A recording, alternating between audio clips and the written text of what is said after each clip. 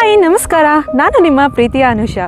ನಾವಿವತ್ತು ಜಿಲ್ಲೆಯ ವಿಶೇಷ ಸೆಗ್ಮೆಂಟನ್ನು ಮಾಡಲು ಸ್ಟಾರ್ಟ್ ಮಾಡಿದ್ದೇನೆ.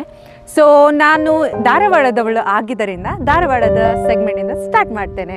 ಧಾರವಾಡ ಫೇಮಸ್ ಇರೋದು ಏನಕ್ಕಂತಂದರೆ ಮಾವುಗಳಿಗೆ. ಸೊ ನಾವು ಈ ಸೆಗ್ಮೆಂಟನ್ನು ವಿಶೇಷವಾಗಿ ಮಾವಿನ ತೋಟದಲ್ಲಿಂದ ಸ್ಟಾರ್ಟ್ ಮಾಡ್ತಿದ್ದೇವೆ.